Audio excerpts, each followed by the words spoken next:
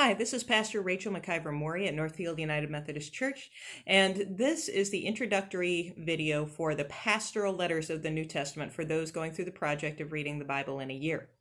The pastoral letters are composed of three separate letters: 1 Timothy, 2 Timothy, and the letter to Titus.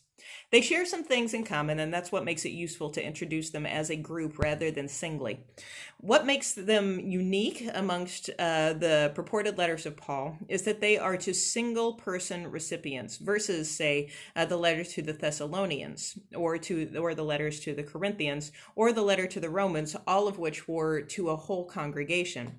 These letters, Timothy, 1 and 2 Timothy, and then the letter to Titus, are to leaders within specific communities or who are doing who are extension of Paul's missionary work in specific geographic regions for a number of churches.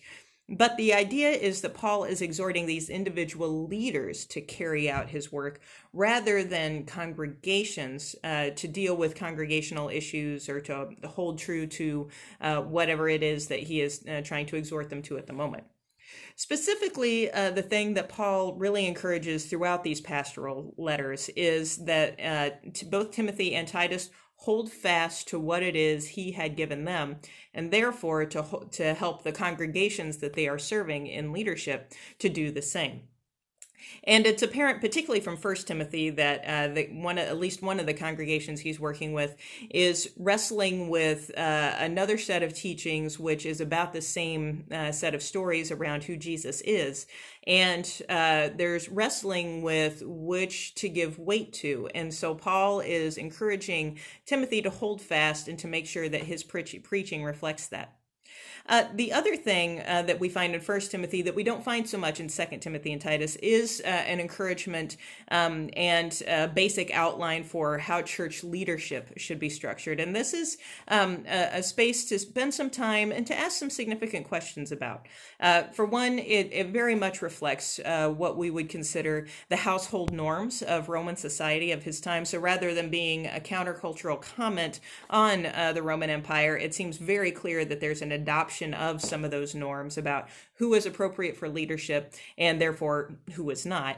And additionally, it means that we're finding a development within the church from being the sort of ragtag group of rebels, so to speak, and now it's becoming organized. It's becoming established. They want to become respectable. And so there's some questions within that to really wrestle with, and I encourage you to do so. The pastoral letters, as a group, they are dated later in Paul's ministry in general, because that would reflect the time needed to plant these other congregations and then raise up the leaders to take up those places in leadership for those places, so that it would make sense for Paul to have someone to write to individually in each of those places.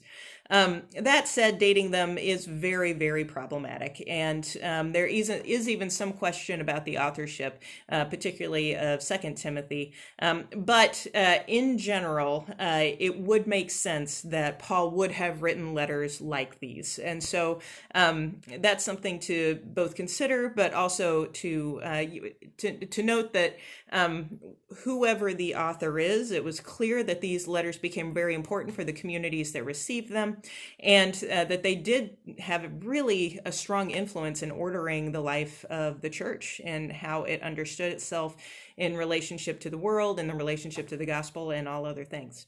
As always, we have our three questions to guide us, and that is, where is God and what I am reading? The second one is, what am I reading that's challenging and why?